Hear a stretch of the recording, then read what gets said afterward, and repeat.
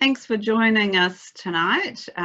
We've got a couple of guests here that have been involved with Rotoroa for a long time, so who are also members of the Te Korowai team. So firstly, we've got Phil Salisbury, who was the ranger on Rotoroa Island for 11 years, and Joe Ritchie, who has also been the operations manager involved with Rotoroa for 11 years.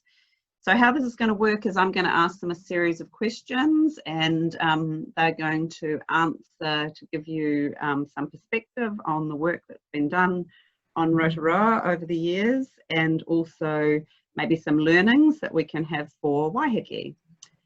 So I'll start with the first question. Can you give us an overview of the history of Rotoroa Island, Phil? Yeah, it was, oh, that's a cool photo. Brings back some memories.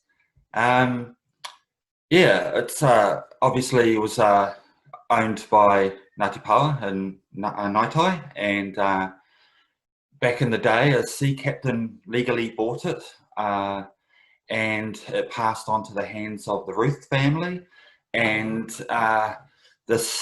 then from there it went to the Salvation Army in 1908. Originally, Salvation Army owned Pakatoa Island next door, and they used that island for women rehabilitation, and it was so successful that the government of the day approached the Salvation Army about ramping it up, and they decided the best way to ramp it up was to buy the island next door. So they bought Rotoroa Island in 1908 from the Ruth family and ran it, or they still own the island, and ran it through to 2006. So for 98 years, they ran Rotoroa Island as a drug and alcohol rehabilitation centre, and running beside that was a farm. So it was a combination of those two things, and it did a lot of good. As you can see in the photo, it was quite a community, and I can see my old house in the photograph, so that brings back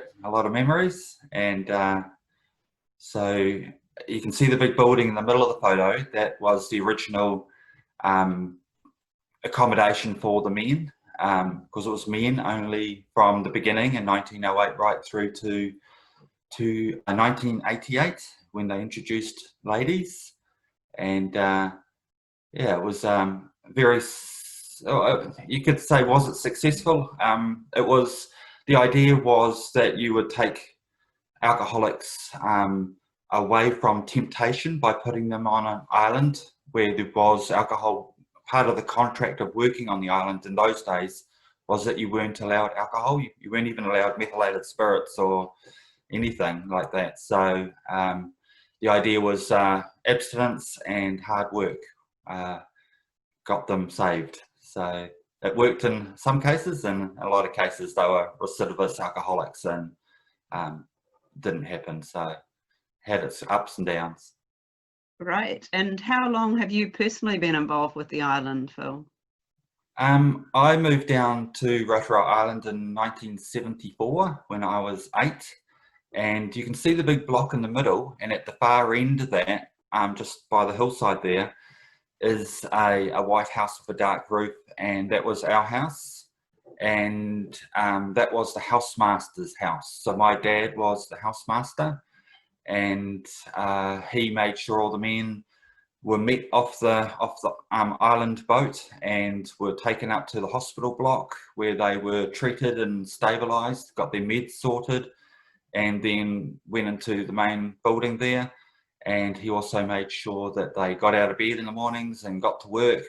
Everyone worked in those days in the 70s, and when I was there, and just made sure that everyone behaved themselves, and yeah, just everyone got along. So he was working with the men and making sure that they were and doing what they were supposed to do. But yeah, so I spent part of my childhood down there, some of the best years of my life, and then left, and for schooling reasons, we were all on correspondence school down there. But it was a really, really great community. There was 12 houses in those days, and they all had families in them. and it was just a neat time. There's loads of kids, and we all had a great time. So so I went away and got married and got a trade, and then in 2006 went back as they had the opportunity to return, and went back and stayed another 11 years. So yeah, so it was really good. I left in 2017, mid 2017. So yeah, very fond memories of my days on Rotoroa. That's a long association. So maybe we can move to Joe. When was the Rotoroa Trust established and what were their goals? Well, the trust was established in 2008, is that correct? Oh, yes. Yeah. Yes. So on the top right of the screen, you can see a picture of John Gow, who lived at Connells Bay, which is directly opposite Rotoroa. And John, in partnership with Neil and Annette Plowman, that you can see in the bottom of the photo, the Plowmans were looking to make a significant contribution to New Zealand, and John knew the Plowmans, and the Plowmans also had a long association with the Salvation Army. So together, Neil and Annette and John formed the Rotoroa Island Trust in 2008 and began the process of restoring the island with the view of opening it up to the public as a public park. And I guess the main goals of the project were essentially that public park aspect, but to restore the island so that people could enjoy native plants and animals. Great. So I understand the island was closed to the public for 100 years. How did people react to being able to visit the island again, Phil? Yeah, when just seeing these photographs, they bring back a lot of memories. Yeah, well, we initially, when we the trust took over the park or the island in 2007, we had the island shut for 3 years. So a lot of the photographs that you're seeing now are during that shut period. We did a huge amount of work. Joe and I, we were there, doing a lot of this. The island had 25,000 pine trees around the circumference, and we did all that. But after 3 years when we opened, we had a lot of people returning that had never been allowed to come to the island, as in families of past clients themselves, ex-staff kids like myself came back, and they'd never been allowed to come ashore before. The island was closed to the public. We weren't even allowed to land on the beaches as boaties. So a lot of people had always anchored around the island but never been allowed to come ashore. So yeah, a huge amount of excitement that it was actually open again, and they were allowed to come and explore. There were a lot of people that came back who were people that had previously been clients of the Salvation Army, and they were really taken by the fact that we'd restored the island. So it was sort of like a second stage of recovery, and for them, because it saved a lot of their families and their lives, the opportunity to come back to the island when it was restored was particularly poignant. Hey, Phil? Yeah, I remember one lady that I met who came on the ferry, and her husband had come down to the island, and she said he was not a good man, and he was a really bad alcoholic, and was doing his best to wreck the family, and he came down for a stay on Rotoroa, and it changed him, and he came home back to the family as a better man, and the family stayed together. So there were lots of good stories that came out of that time of the good things that Rotoroa had done in the past and changing people's lives. That's fantastic. Who created the plan for how the island was going to be restored, Joe? So the plan was developed by Botha Miskell, and John Goodwin, who lives on Waiheke, was the main person that was involved with that. And essentially what they looked at doing was how they could use the resources on the island because obviously it's a long way out in the Hauraki Gulf. It costs a lot of money to move things on and off the island. So Phil referred before to the removal of 25,000 pine trees. The previous photo showed you the result of those pine trees. So we were able to spread mulch across a lot of the island, which was pretty challenging. It was done by Treescape. Phil and I had some pretty challenging times trying to get the guys to spread the mulch to 100 mils, not a metre. And that Boffa Miskell plan was the island-wide plan to restore the island. So it looked at the removal of buildings, building of access tracks for the logging and future use, and then planting of the island. So the photo you're looking at now and this photo now are the same place. So that's the before and after. It's so, you know, we planted over 400,000 native trees. So the change was dramatic, and yeah, just the biodiversity changes to the island was just huge. Things that had never been coming to the island because there was nothing to eat from a seed point of view was just huge. So very dramatic changes that we did in our time. And what were the first steps in that restoration process, Phil? So right from day one, the day the trust took over, we had a fleet of barges arrived, and the tree felling team arrived, which was a forestry company from central New Zealand. And if you go back a couple of slides, you'll see this one above Neil and Annette. You can see the pine trees that are around the entire perimeter of the island. Plus, within the island, there was a lot of palm trees, fruit trees, a lot of exotic trees that we decided that didn't need to stay. So we looked into barging the trunks of the pine trees off, but they were so full of waratahs and metal and wire and of poor quality pine, it wasn't even worth the value of. Wouldn't even cover the barging costs. So the decision was made to get New Zealand's largest tub grinder, and we ground the whole lot up. We got over 14,000 cubic meters of mulch, and spread that into all our areas that we were going to plant, which we went into. After that, we went to about 3 dry summers. Yeah, you can see the mulch there, and it really helped trap that moisture in the ground, which really gave our trees a really good head start in life. And that mulch, a lot of it would be broken down now, but it's actually made a really good place for the kiwi to get into, and the layer underneath, which is, you know, creating a lot of insects and has meant their flourish. So the chip has had a really good flow-on effect.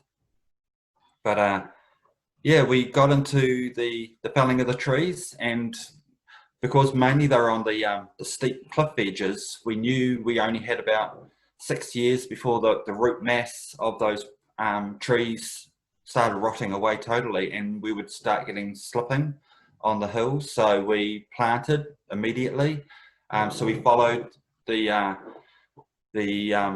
felling company, and we put in 100,000 trees in the first planting season, and we did 100,000 the next year and the next year, and the last 100,000 of the big plantings were spread over smaller amounts, and after that we could do it with volunteers.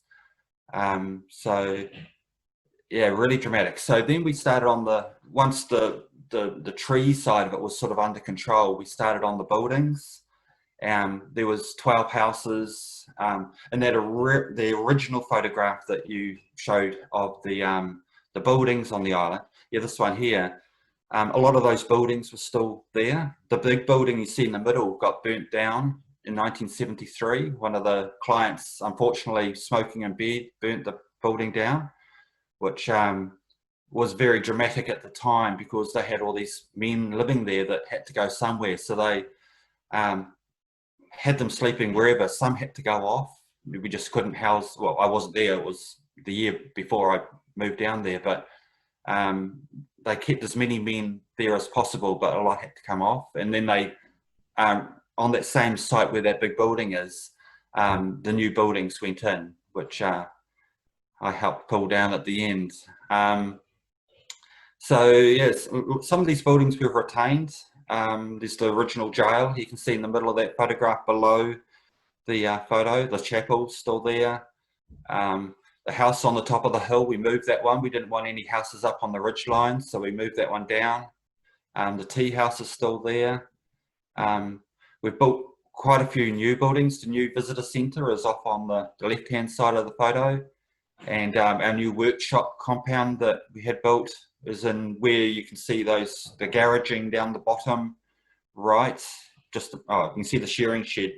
That's the original shearing shed. When I was a kid, that had been replaced partway through the years as well. But a lot of these buildings we had to pull down, and all the more modern buildings that were put in after this, we took away. We barged 4 houses off, and we had a lot of asbestos on the island, so that all had to be dealt with professionally. So it was a big job. I helped pull down my own house, which was a bit hard, but had to happen.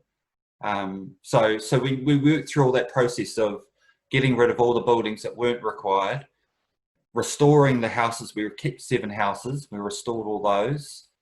We built the visitor centre, and we rewired the bulk of the island. We replumbed the bulk of the island. New sewage system throughout the island.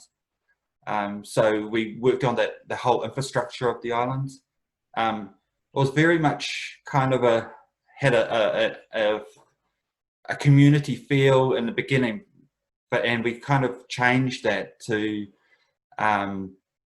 being a bit more sparse in the way of buildings. But it changed the journey. I remember when John Gow took me on and employed me at the beginning, he said, are you ready for the changes that are going to come? Because all your childhood memories, which you can see now, are going to disappear. And like my favourite tree had to go, and all these various things. So it was quite traumatic for me, but I bought into the vision that we had of a new beginning, a new restoration, and an island again of a wildlife restoration rather than people restoration and alcoholics. So it was an exciting time, but very dramatic. When we had all the tree felling guys there, we had like about 10 excavators and big Kenworth trucks, and the chip grinder, which was huge. We churned the whole island up. The whole island got turned to mud. That winter was a really wet winter that they worked through, and when the whole island just got munched. And I said to John, I don't think we're ever going to restore this island. It's never going to look beautiful again. But slowly by slowly, we put it all back together, and we planted trees, and you need to, if you haven't visited Rotoroa, you need to go there. It is really, really a beautiful island. We did a good job. Hey, Joe. Yes. Joe, when did you become involved with the Rotoroa Trust? I got involved in 2009, Jenny. I got when I was working for Treescape as the environmental manager, and Ed Chignall, the CEO of Treescape, knew John Gow because Treescape had done work on John's property at Connells Bay, and John was looking for a field ecologist to basically take on the management of the planting and weed control program, because because of the scale that we were working at, planting 100,000 trees a year. When you see 100,000 trees on monstrous barges, you'll understand the volume of that. So I got involved in 2009, and my initial work was basically around managing the revegetation plantings. We had a fantastic company called Native Solutions, owned by Kate and Morgan Townsend from Rangiora, who came up and did the planting. The guys were planting around what's about 8,000 trees a day, eh, Phil? Yep. Yeah, they're planting around 8,000 trees a day, so you had to be incredibly well organised. And we used the Boffin-Miskell plan as a basis, but each year that we planted, we got a better understanding of what was surviving and what would have been growing there naturally. So the picture that you can see now just illustrates the fact that what we were trying to do was grow hardy coastal species that were able to speed up nature and bring in the seed dispersing and pollinating birds such as tui. And how did you undertake the vegetation program? We do have some photos I can flick through if that helps. Okay, yeah, well, maybe if we go through these photos. So this is a pretty typical picture of Rotoroa prior to planting. It looks really nice, but I can assure you that when you're a short person and you walk through Kaikuyu that hasn't been grazed for a long time, you get an understanding as to how hardy that is. So you can see Kaikuyu in this photo, and going up towards the cell phone tower in the distance, that Kaikuyu would have been sort of probably about waist deep. So perhaps you want to go to the next picture, Jenny. So that shows the area. It was about 10 or 12 hectares that we planted from the foreground to the background. So essentially what we did in October of every year prior to planting, we sprayed out Kaikuyu. Anyone that tells you that you can plant into Kaikuyu and have successful revegetation is dreaming, because the Kaikuyu will just take those plants over. So we sprayed the Kaikuyu out, we killed it. We did another sort of spot spray around January, and then we did a final spray around March. Where it was possible to spread mulch, we did that. On this side of the island, we weren't able to do that because it was far too steep for the machines to work safely. So the Kaikuyu mulch, which you can see in the foreground, basically became the mulch for the plantings. And this photo, so the previous photo would have been just when they'd been planted. This photo would be about 5 or 6 years later. So obviously that planting those coastal species, you can see that Rotoroa is a very small island. So the effects of wind and salt on the island was extraordinary. And I can remember where the cell phone tower is, looking at the plants when they've been put in the ground just after a month, about a month after the planting, and all the holes were completely circular. And on windy days, you could see the plants, the little stems moving around in the holes, and the plants would almost be flattened to ground level because that's how much wind there was. So I know that the species that we selected worked pretty well on the island, and we had pretty high survival rates. With the revegetation planting, we had to have 90%, above 90% survival. So each year I'd have to go out and put in survival monitoring plots and make sure that we had those high survival rates. If we didn't have high survival rates, we'd adjust the species that we were planting, and we'd have a bit of a chat to the nursery about, you know, the quality of their plants and what ideas they had about changing the types of plants. And it ended up being a partnership between Curry Park Nursery, Phil, myself, and our planting team. We might just move track now and talk a little bit more about pest animals. What led to the decision to remove pest animals, Phil? Oh, well, we were being overrun. So, yeah, so back in the early days when I was a kid, we had feral cats on the island as well. They were got rid of by the Salvation Army. So when I moved back in 2006, we had rats and just rats, no rabbits, no possums, no hedgehogs, just rats and mice. But we had loads of rats and mice. So much so that like the houses were being invaded by rats.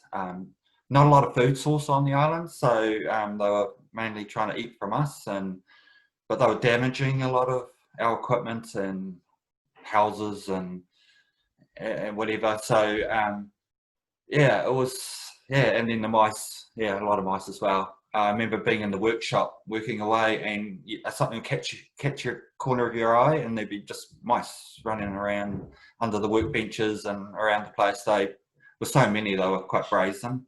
So yeah, it was a no-brainer to try and get on top of it.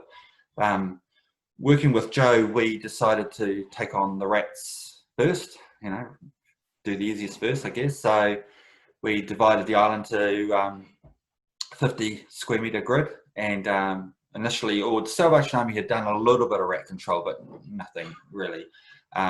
So initially we had the pipes with a spike in the middle, with prodificin in the middle, but when Joe came on board, we upped the ante massively and got adopt 200s in, and we developed the bait motel, which Joe will probably talk a little about the motels.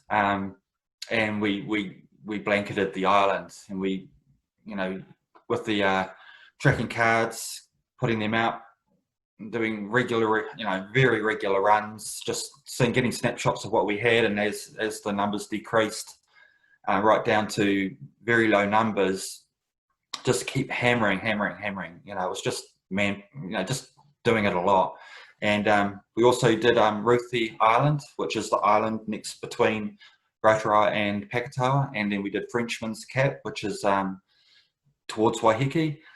So they were part of my regular beat, and it's just persistence. And but we were still left with the mouse problem, so that became a whole nother issue. And it's right, because as we got the rat numbers down, the mice numbers came up. But I'll let Joe talk about what we did from there. Yeah, so can you... Sorry, Jenny, you go. Oh, you go. I was just going to say, can you tell us about how the rats and the mice were eradicated? Yeah, sorry, Jenny. So with rats, because at that time, I think it was, I can't remember what year it was, but we were still doing a lot of work on the houses. So we had, like Phil said, we had these massive barges coming over. So it wasn't, we weren't sure whether we'd be able to keep rats off the island with all that movement of gear from the mainland to Rotoroa. So we worked with James Russell from Auckland University, and we put in 100 by 50 grid of bait stations, like Phil said, with Pestival. And interestingly, Malcolm Harrison, who works at Auckland Council, was working for Treescape then. So he was one of the people, along with Phil, on the island that ran those bait stations for about 6 to 8 months.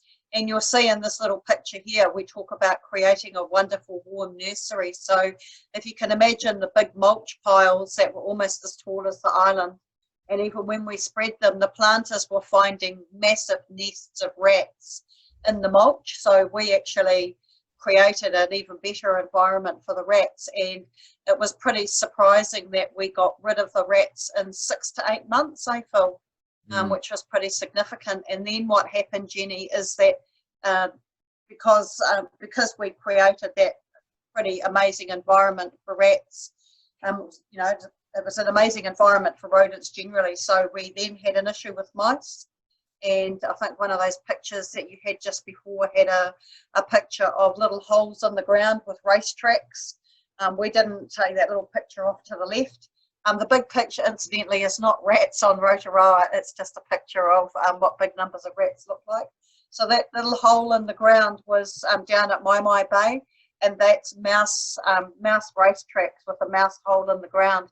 We found out that there were mice holes because Phil was watering for Hutakawa one day, and water went down into the holes and lots of mice came out. So with the mice, because we'd finished all the work on the houses, we did an aerial baiting operation in 2013, thanks to Skywork helicopters. Roger's sitting in here in the helicopter.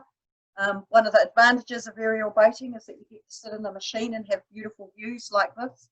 This is looking down towards Ponui and the Hanuas, with the end of Waiheke on the right-hand side. So we did an aerial baiting operation with Pestival, like what Doc uses on most of its offshore islands, and many people using bait stations on Waiheke. And luckily for us, we've been mouse-free since 2013, and essentially rat-free as well. But we do have an issue with rats swimming, so we've got a biosecurity program in place with Doc 200 traps. You can see one on the right-hand side, and on the left-hand side, Phil was referring to rodent motels before. So they're rodent motels, or hotels California, motels that you can go into and never leave. They have 3 corridors in them with a hole at the end. The middle corridor's got a tracking card with peanut butter on it. One corridor's got block baits, and the other corridor's got traps in it. And the reason that we have that range of things in there is that, you know, some rats will go for bait stations, some rats will go for traps. So those rodent motels have been extremely successful for us when we've had rodent incursions, which generally occur in summertime, and they've resulted in us being able to track and catch most of the rats that have come back. Thanks for that. Was there anything you wanted to share briefly on the practical realities of being a ranger during the rat and the mouse eradication, Phil? Yeah, it was when you do an aerial drop on anywhere, or especially on the island, isn't just a matter of waiting for the weather to be right and dropping it. There was a lot of pre-work that we had to do because we were dropping Pestival on an island that we were living on. We also collected water off our roofs, so we had to tarp up all the water tanks, which some of the tanks are huge. We had to disconnect all the downpipes off all the buildings. After the drop, I had to use an air blower and blow down all the roofs down into the guttering to collect all the pellets out of the guttering so it wouldn't get into our water system. All the beaches, I had to remove all the seaweed off all the beaches. When the pellets land on the beach, the doctorals don't eat the pellets, but the sandhoppers eat the pellets, and then the doctorals eat the sandhoppers, so it gets into the food chain. So we couldn't have that happen, and so I used a tractor and pushed all the seaweed up to the top of the beaches, and then as soon as the helicopter had been through and had been signed off that it was a complete drop, we had to go along the beaches with buckets on our hands and knees and pick up any pellets that had landed on the sand so it wouldn't get into the food chain. So we had a team of guys and we all just went line abreast. But the credit goes to the helicopter pilot. He did an amazing job. He GPSed the perimeter of the islands, excluding the beaches, and then so no pellets in theory got onto the beaches, and he did an amazing job. But yeah, it was a huge job to just get set up, and then afterwards to protect also what we had there. So it was good, but yeah, and it was successful. So really good. I think some of the really neat things that happened afterwards were that I think for me, I've done a number of these baiting operations, and one of the things that was most extraordinary about Rotoroa that I guess neither Phil or I had thought about was that we'd forgotten that we hadn't heard the sound of cicadas, we hadn't seen stick insects, we hadn't seen cockroaches, we hadn't seen lizards, we hadn't seen some of the really common things that flower around the coast, like ringer lilies and some of the coastal species flowering. And within sort of 5 to 6 months of doing those bait drops, all of those things came back, and the island actually became quite noisy in summer because we could hear cicadas, we could see stick insects, we had to deal with cockroaches in our rodent motels. So it was just testament to the devastating impacts that rodents can have on a small island like that. Yeah. Also our new plantings, by then we'd put in an awful lot of trees, and like the coprosmas, when they seed, there's a lot of seed on the coprosma. Well, the mice were getting up into the coprosmas and cleaning them out, and we, after the drop the next season, we were going, why is the coprosma so full of seed? Why is that? And then suddenly realised that the mice, the volume of mice was just so big that they were taking all the seed stock off the island as well. And yeah, so that all came back. So huge pluses, yeah. But like Joe said, the volume of and the birds, because the birds came back because the seed stock was there. So it just had this flow-on effect, which hasn't ended. It's been amazing. I understand that you have a kiwi and take breeding program on the island, and just wondered how that came about, Joe. So once we'd sort of got rid of all of the pests off the island, the Rotoroa Trust was approached by Auckland Zoo, who wanted to get involved with a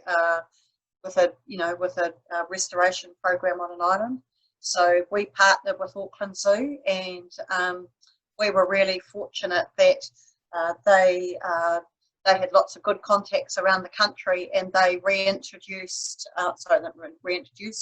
brought pupukatea, whitehead and tiaki saddlebacks to the island, and both of those species have been really successful. When you go out, I was out there about a month or so ago climbing up through some of the cliff areas, and you could hear pupukatea chattering in the forest. Saddlebacks are calling all the time, particularly at the end of the day. And then we decided that we'd have some more iconic species, because part of it was also to allow the public, when they came to the island, to see species. So we worked with Kiwis for Kiwi and Thames Coast Coromandel group, and we brought kiwi to the island. So we are an Operation Nest Egg resource. There's a picture of a little kiwi chick here. We get chicks just after they're hatched when they're about 1,200 grams, so they're still little stoat chocolates. They're very vulnerable to stoat predation. We grow them on, and then we do a muster every year, and those birds go back to Coromandel, and they also go to Mutatapu. With the Tākahai program, we're part of a national meta-population management program that Doc does an extraordinary job of. Phil Marsh and the team based in Te Anau manage the Tākahai population, and Rotoroa has got the nickname of the Love Island, because Phil pairs up Tākahai, and then when the Tākahai get to the island, they decide who they're going to pair up with. This picture is of 2 of our birds with one of their chicks. So we've had a number of chicks hatch on the island. The chick looks after the next chick with its parents for the following year, and then the chicks get sent back down to Te Anau and put back into the breeding system. And coming up in about 3 weeks' time, we're getting a new pair of Tākahai. So the zoo is now not involved in the project anymore. So the Rotoroa Trust, through me, is running the program, which is really, really successful. And we try and make all of our Kiwi movements and Tākahai movements open as public days, Jenny, so people can come and see what the birds look like. Fantastic, thank you. Are there lessons from protecting Rotoroa that you think could be applied to Waiheke Island? You want to start, Phil? Yeah. Well, having left Rotoroa, now we're living on Waiheke, moved from a little island to a bigger island. I still wanted to be involved in environmental work, so I now work for Te Kotowai, and the work we're doing here, I feel helps Rotoroa, because the amount of, when the population of rats gets high enough, they start looking for other territories to go to, and one of those territories is they can swim across to Rotoroa. So we're taking an awful lot of rats, like we're hunting stoats, but we're actually getting a lot of rats. So, in a day when we can get 8 rats off the bottom end of Waiheke, well, that's 8 rats less that are wanting potentially to swim across to Rotoroa. So, I'll pass that one over to Joe. I think the key thing for me is that the impossible is possible. So Phil talked about probably around about 2009, when we had massive piles of mulch, mud, and 50 hectares of cleared land, rats, mice, all sorts of challenges. So I work on the basis as an eradication planner that problems are simply challenges to overcome. So it's really important to have a positive attitude in these situations where you feel like it's not possible.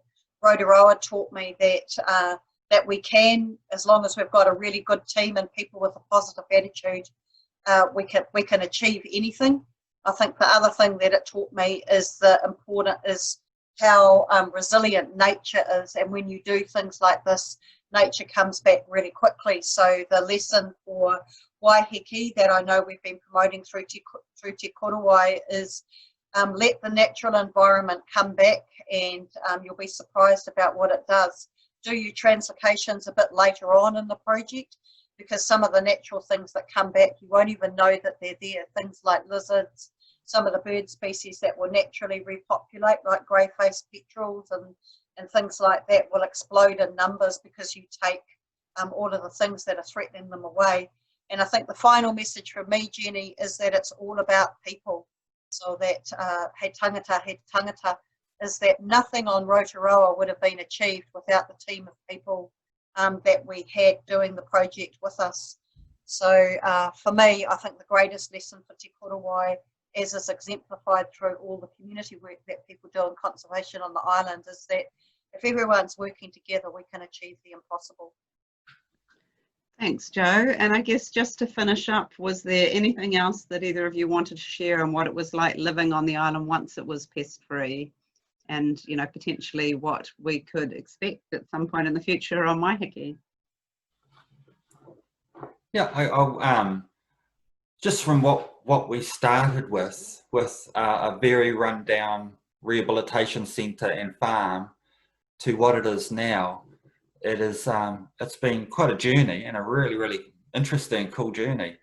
But how you can repair things that are in really poor condition, poor soils, poor infrastructure, you can turn it around. Anything, if you put the work and passion into it, you can make something really beautiful, really special. So yeah, it's worth the effort of going for it and putting in the hard yards. I think one final thing that I'd like to say, Jenny, is that we're indebted to the Plowman family and John and Joe Gow for their vision with Rotoroa. And one thing that it taught me is that the power of a business-like approach to these projects is extraordinary. I think one of the things that made Rotoroa really successful is that we had a very light management system, and that Phil and I dealt directly with John. We didn't have to go through myriads of people. Decisions were made really quickly and proactively, and it was a real adaptive management approach. But that quick decision making and getting on with things and being really efficient about how we did things, enabled us to basically restore an 80-hectare island probably within about 7 or 8 years. Thank you so much for sharing that. Obviously, if people have questions, they can contact Phil or Joe directly through info@korowaia.waiheke.org. Thanks.